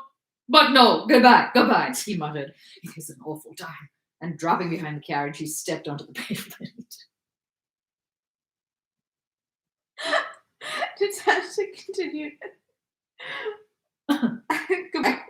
Goodbye. Goodbye. Natasha continued to lean out of the window for a long time, beaming at him. With her kindly, slightly quizzical. Happy I feel like she smile. should be more quizzical and less kindly. I know, she's just like happy smile.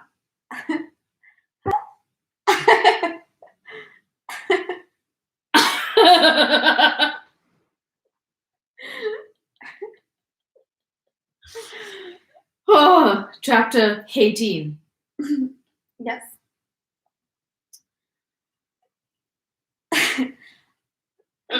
For the last 2 days, ever since leaving home, Pierre had been living in the empty house of his deceased benefactor, Baljeev. What a creepy thing to do. This Pierre. is how it happened. Oh.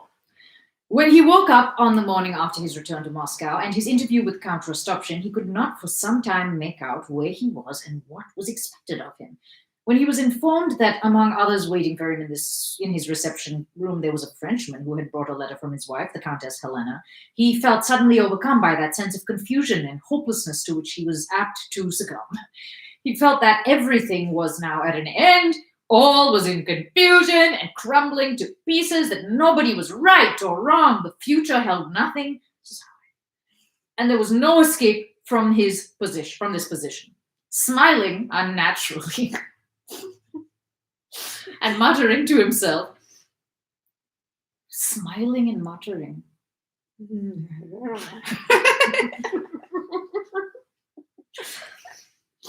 And muttering to himself, he first sat down on the sofa in an attitude of despair, smiling unnaturally in despair. Great, cool. Then rose, went to the door of the reception room and peeped through the crack, returned flourishing his arms, and took up a book. His majordomo came in a second time to say that the Frenchman who had brought the letter from the Countess was very anxious to see him, if only for a minute, and that someone from Baljeev's widow had called to ask Pierre to take charge of her husband's books as she herself was leaving for the country. Oh, yes, in a minute. Wait. Or no, of course. Go and say I will come directly, Pierre replied to the majordomo. But as soon as the man had left the room, Pierre took up his hat, which was lying on the table, wonder what hat, and went out of his study by the other door. No, tell him I'll be right there. What do you think the hat looks like? Like, what kind of hat are we talking? Did you hear me just say I wonder which hat? Yeah, no, I know. I wonder which hat. Like the white one? The white one. But what do you think the white one looks like? Like Napoleon's hat. Yeah, it's Napoleon's. I don't know why, because we were making such a big thing out of how, like, eye-catching the white was. Yeah. I simultaneously made it the most eye-catching type of hat, which is that, like, giant fucking boat. The boat. That's what I was picturing too, but now I'm wondering if it's like... It would look a bit like a baker in that, I think. Yeah. Now I'm wondering if it's more of like a bowler or a white bowler? White bowler. Only dead people wear white bowlers. Do in they? Heaven for musical numbers. That might be the best thing you've ever said. Really? It was just so quick. You were like, that's where you wear that kind of hat. It is. Can you think of a single? I don't know. A Or like white bowler. Or like, what's that like kind of hat that was really popular in the 90s? That's kind of like a gardening hat. What's it called? Bucket? It's kind of like a bucket hat. Yeah, is that what it's called? Like a safari hat? I don't know. So many options. I would like if it was a safari hat. Right? What if it was white camel?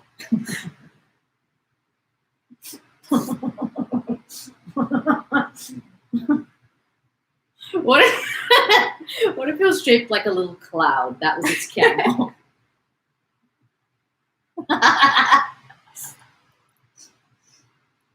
Okay. Uh,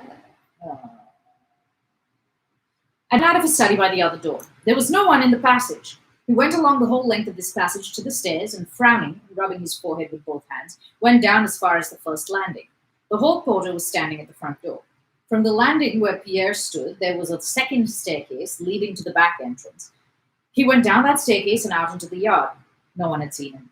But there were some carriages waiting, and as soon as Pierre stepped out of the gate, the coachman and the yard porter noticed him and raised their caps to him. When he felt he was being looked at, he behaved like an ostrich, which hides its head in a bush in order not to be seen. Hung his head and, quickening his pace, went down street. of all the affairs awaiting Pierre that day, the sorting of Joseph Bajdiev's books and papers appeared to him the most necessary. He hired the first cab he met and told the driver to go to the Patriarch's Ponds, where the widow Bajdiev's house was.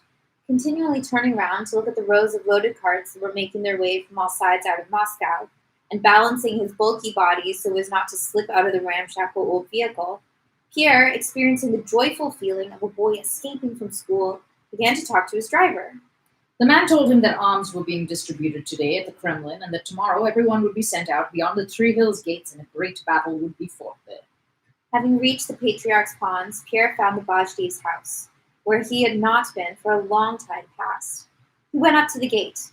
Gerasim, that sallow, beardless old man Pierre had seen at Torjok 5 years before with Joseph Bajdiev, came out in answer to his knock.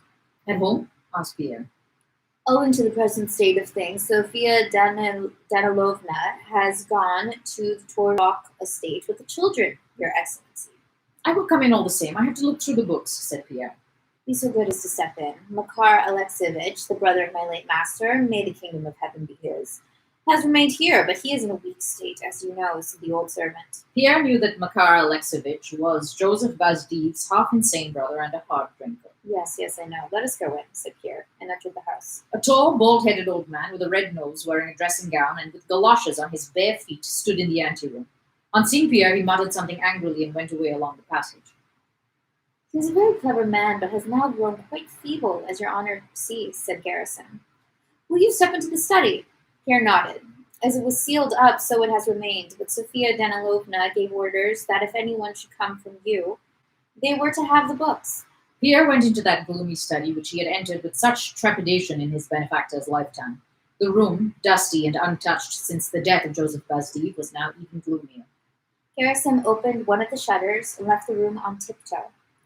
Pierre went round the study, approached the cupboard in which the manuscripts were kept, and took out what had once been one of the most important, the Holy of Holies of the order. This was the authentic Scotch Acts, with Bosdiev's notes and explanations. He sat down at the dusty writing table, and having laid the manuscripts before him, opened them out, closed them, finally pushed them away, and resting his head on his hand, sank into meditation. Is that what he came here to do? Yes. Garrison looked cautiously into the study several times and saw Pierre always sitting in the same attitude. More than 2 hours passed, and Garrison took the liberty of making a slight noise at the door to attract his attention, but Pierre did not hear him. Is the cabman to be discharged, Your Honor?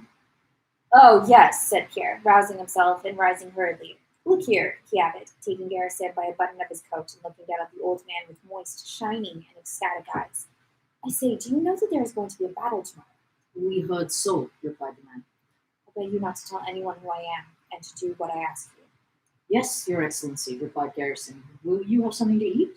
No, but I want something else. I want peasant clothes and a pistol, said Pierre, unexpectedly blushing. Yes, Your Excellency, said Garrison after thinking a moment. All the rest of that day, Pierre spent alone in his benefactor's study, and Gerasim heard him pacing restlessly from one corner to another and talking to himself. And he spent the night on a bed made up for him there.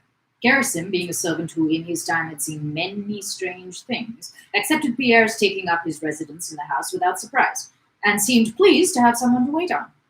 That same evening, without even asking himself what they wanted for, he procured a coachman's coat and cap for Pierre, and promised to get him the pistol the next day. Makar Alexievich came twice that evening, shuffling along in his galoshes as far as the door, and stopped and looked ingratiatingly at Pierre. But as soon as Pierre turned toward him, he wrapped his dressing gown around him with a shamefaced and angry look and hurried away. It was when Pierre, wearing the coachman's coat which Gerasim had procured for him and had disinfected by steam, was on his way with the old man to buy the pistol at the Sukharev market that he met the Rostovs. Hmm. What do you think he's up to? So does he stay? He stays in Moscow to fight. To fight. Does he? I think so. Because he just told Natasha he was staying? No, but I'm like, why would he want to disguise himself? And the only answer is like, if he wants to be somewhere that he's not supposed to be, which is Moscow, and he wants to be a soldier.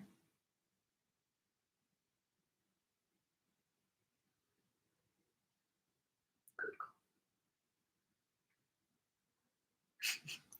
Yes. Yes. He's going to kill Napoleon. Yes. At the climax of this book in Napoleonic Wars. So says Do you think there's like ye a old fight? history. I really hope there's a fight scene. There's like a Matrix style fight scene coming up in our future. Wouldn't that be good? Don't you want to hear Tolstoy describe that? Yes. I feel like he will.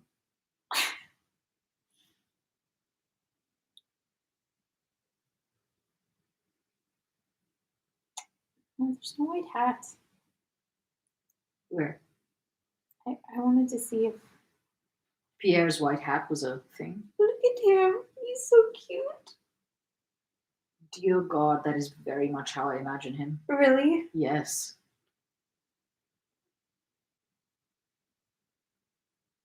Is that not how you? Yeah, except bigger. Yes, certainly. Certainly bigger. Yeah, because he's quite a tiny little man. Yeah, he's very thin, isn't he, that guy? Yeah, I don't know if he's skinny, but I think of him as quite small. Like I think of him compact. as lanky almost from Oh, really? from that what's it called movie? Daniel Day-Lewis movie. Oh, Yeah, I think of him as not short but skinny. That's interesting. I'm really fond of it. You haven't seen the original, obviously, or the Audrey Hepburn. No. Did you know Audrey Hepburn played Natasha too? No, I did not.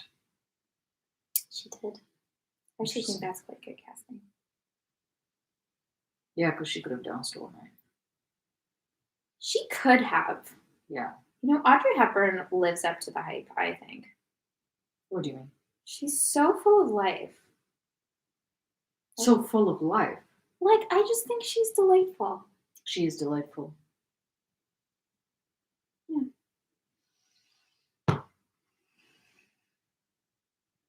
Are we done? Oh, look! I wanted a white hat. That's the closest I've come. That's pretty impressive. That's great. I want it. You want a white hat? No, I want this painting. Yeah. I want a white hat too. I want this painting. Are we done? That's a good question. It's 9:19. I It's say late. we should be done with reading. Okay.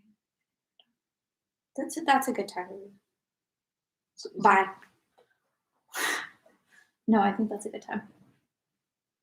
Yeah, because now we're going back to Kutuzov. Oh yeah? Yes. Yes, indeed. The first word of the chapter is Kutuzov. Actually, it's Kutuzov's. Kutuzov's.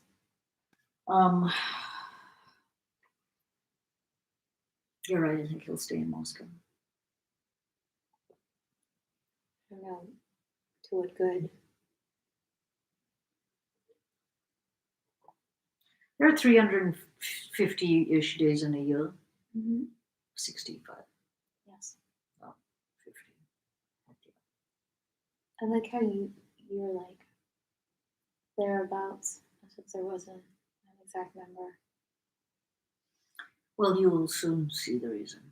And that is that us being here and having done this for 50 something days, I just wanted it to be closer to 50 than 60 because it makes the math easier.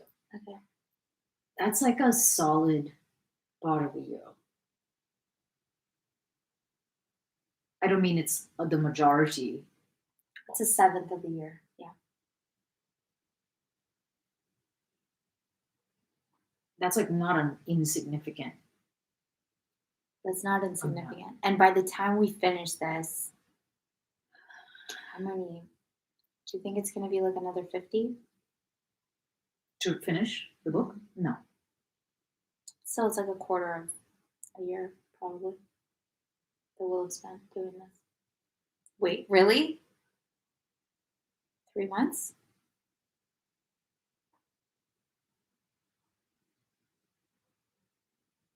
I think I haven't realized how long it's been. Not War and Peace. Yeah. That also. Yeah, this But- is just a marker for it. Yeah. But I think I've underestimated. I've been very like one day at a time about it. Yeah. Um, Yeah, you've been pretty even and steady Yeah. about it all. Yeah. And I'm starting to feel like, or maybe not starting to. That makes it sound like a linear progression, and I don't think that's what it is. But I have been feeling pretty panicked the last couple of days.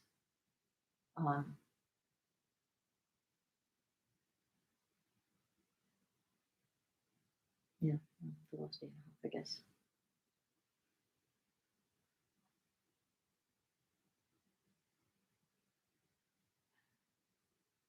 It's really weird. It's really weird to know. This is weird. And not in a passing way.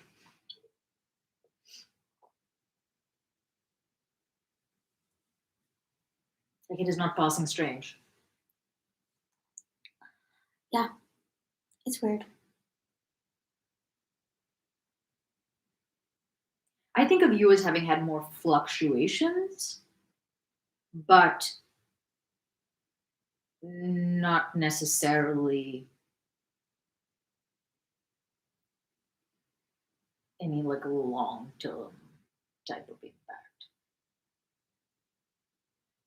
I don't know what I'm saying.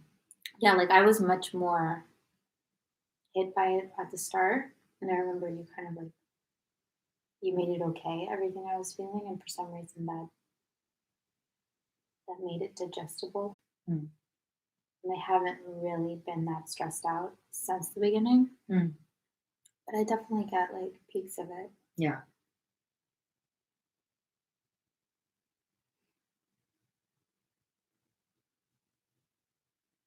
And it can feel surreal. Like I wake up and I'm like, oh, right. This is what life has been. Okay. Talk louder for the podcast. This is what life is like. Yeah. Yeah, seriously. I'm not waxing for the podcast, obviously.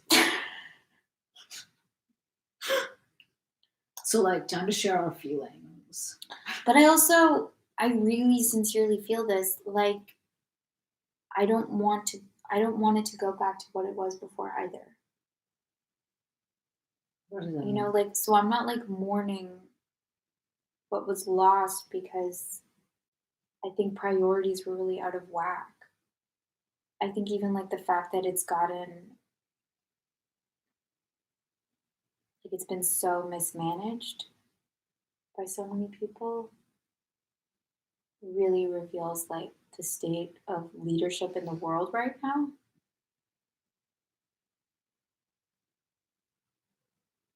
And I understand everyone's like really worried about the economy, but it does seem like what matters more, like just having this like self-perpetuating machine running, or people being like safe and healthy and happy. They're actually the same. They're the same. Yeah, because the economy is people. And people feeling safe and happy feeds the economy. Like it's insecurity, doubt. Those are the things that I don't know if the economy makes people happy. I don't know that the economy makes people happy. The people being happy makes the economy. So like, okay, I understand that, but I do think materialism is part of what has the West like so depressed and anxious. Mhm. And so, sure, let's have the economy, but I really sincerely think this, like, can the economy be made up of more things that are actually satisfying to life? I mean, this is capitalism. Yeah. And any adjustment to that would, I think, be perceived as a deviation from capitalism, which people, at least in the United States, are very about. Um,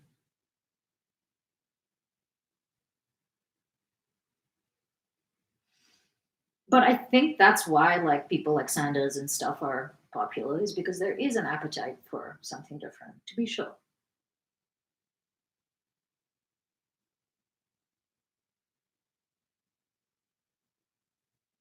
Yeah.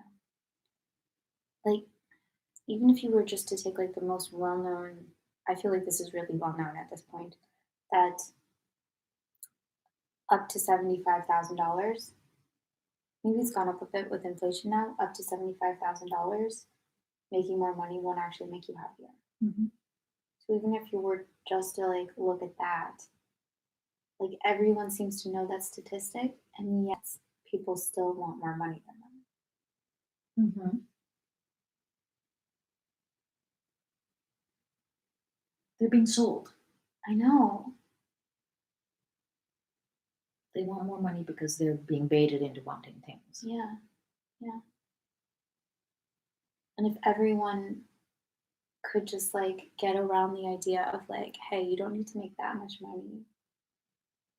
And you can live like a more moderate, like fulfilling life. I don't know what would have to happen for America to get close believe to that that. idea, I don't know. because that to me sounds like antithetical to the Yeah, because like, the structure of it now is like you always have to be growing. So it like no, need and more, the freedom more. to pursue more is one of the founding principles, and so it's enshrined in the like it's in the bones of people. Mhm. It's central to their idea of like what a country is about. So I don't know how that would get how those ideas would get like integrated in with the current. I don't know.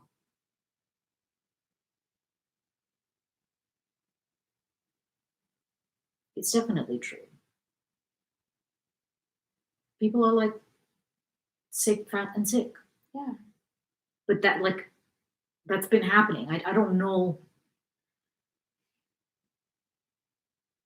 Maybe this is just cynical, but I doubt that something like this will wake everybody up. Change that. Yeah, I don't know. And I would like to be wrong. Right. I don't think it's gonna be overnight. I don't think it will be this, but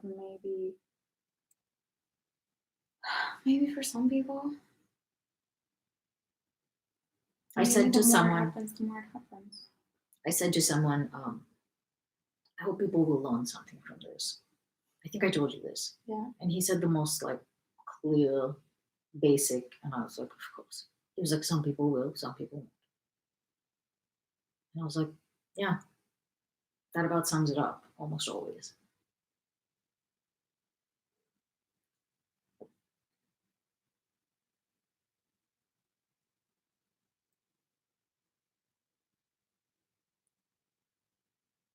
And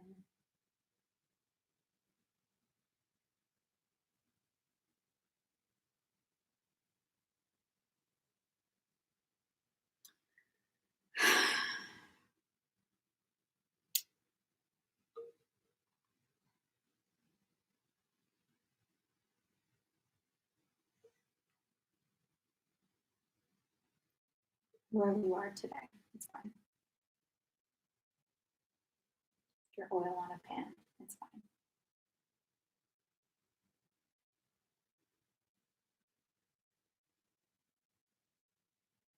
I slept so long that I woke up with the same headache. I was like still feeling somehow exhausted.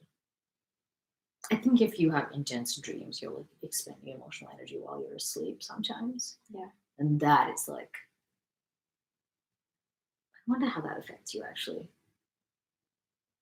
Like how emotionally taxing your dreams are. Like burn calories. Exactly. Like, because it feels like very evident to me that emotional and mental exertion and stress leads to, I don't know about, honestly, about calories, but it like takes something. Um, and I know I feel physically tired as a result of it. So I wonder if any of that, if any of those mechanisms are still running when you're asleep. I don't know. It's a good question. I wonder if there are studies like that. Because obviously they do measure, even if you were just, I don't know how you would measure it except for calories. But I know they say that like you still burn about like 300 calories when You do. sleep. Yes. So they have measured that. Right. And I wonder if they've ever compared like different sleeps, how many calories you burn. Yeah. If they've ever been able to study people with nightmares or something. I'm sure they have it with different stages of sleep. That seems gettable. I think it probably gets a little bit trickier to do with dreams just because there's no ability to control the control, and that's one of the integral parts of the scientific method is to like have the control, right? Yeah. And I think not having that would present some challenges, but yeah, I think probably I don't know. It seems like people should have done that because there are a couple of nights that I wake up and I feel exhausted. Has that happened to you? Feel exhausted. Do is it that I feel exhausted? I feel like unsatisfied. Like if I couldn't resolve Turn the the dream, page. yeah, and then I wake up and I'm left with this. Yeah, it's like being kind of like is still lingering, but you can never go back there and fix it. And then you have to like launch into a day that is completely something different. Um, it's very hard. That like that muscle of suddenly turning your energy and attention to what is here, I feel it takes a lot from me.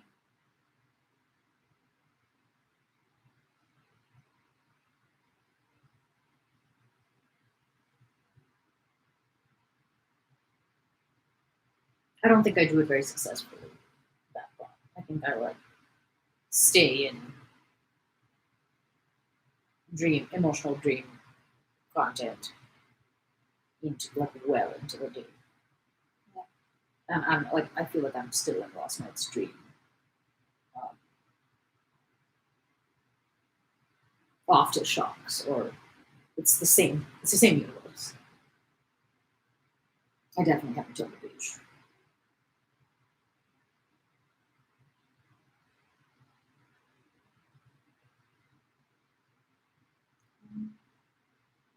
I haven't really come up with a good way. You brought this up at one point that there should be like sleep hygiene. Yep. I haven't really come up with a way. I think that really morning resolves pages are it. good. I used to do morning pages. Yeah. I think they're good because I think you wake up and stuff, and that's like people don't pay attention to that.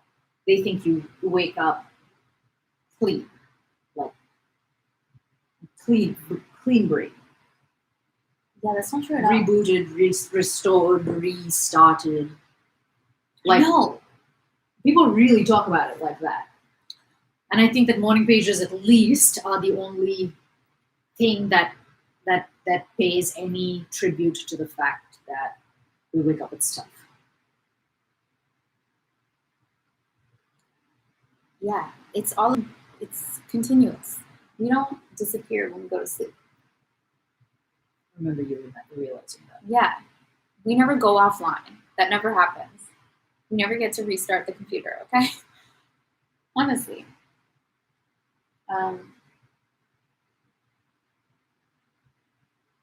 Yeah, the past few days I've been trying really hard at the bare minimum. Like, you're not supposed to have your phone beside you, right? At night.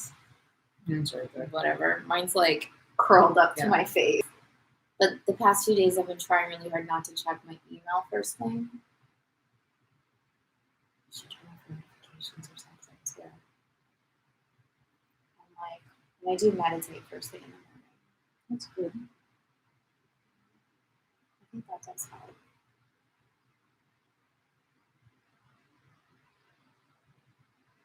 I definitely don't. I just like start falling down the hill immediately.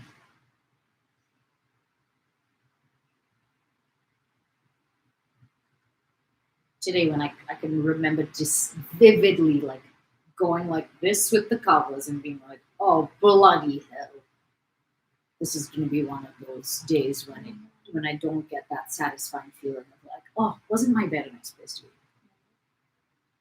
Which I wake up with a lot. It's like, this is nice. It's funny. I can't remember my dream last night, but I woke up and the first thing I did this morning was I somehow knew in my dream, and I was like waiting to wake up to fix it, that my sheets were full of sand.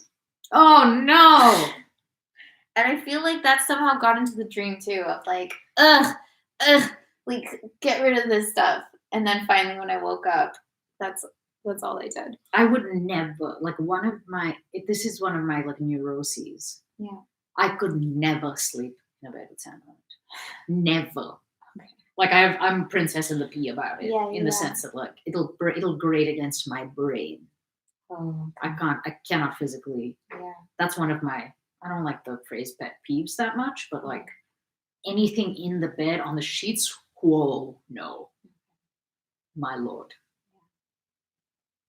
That's really funny. Yeah, not good. And I thought I would wash the sheets today, and I did not get to do that. So, I've been gonna wash my sheets. yay. I've been there. Been there for a couple weeks. Yeah. Morning pages though. Doesn't help that my hand does that weird thing in the morning that I feel like we've talked about. Right, we have. When you're like, what do you mean? What if you dictate?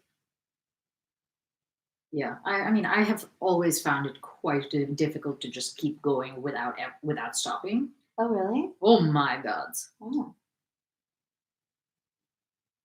If for no other reason than that, like, there's just air bubbles. So there's a pocket of air in my brain. And I'm like, oh, I'm not writing.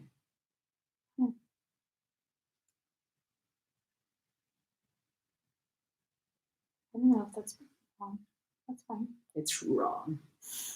I've sometimes thought that like the fact that I'm like stream of consciousness, like like that's why it doesn't work for me. I don't know. That's true. At least from a theory standpoint. Because it feels like completely nonsense. I don't feel satisfied afterwards at all. I don't know if venting actually works. It definitely does. I don't know if you just end up more venty. I think it's a balance, like everything else. It's only if like you can accept yourself as venting that it helps. Anyway. Yeah. But venting helps from like a physics perspective. It helps from a lot of different standpoints, I think. But you have to do a good job, I think. Like you have to really let it go.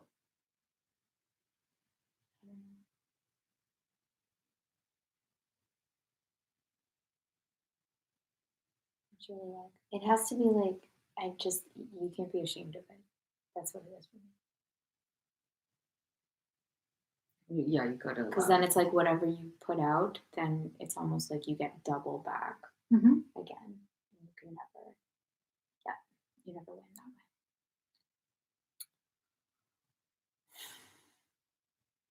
My head hurts again. Okay. Cool. Okay. Yeah. Well, let's turn off these lights then. Okay. Let's turn off these lights then. Everyone, stay safe. Good night.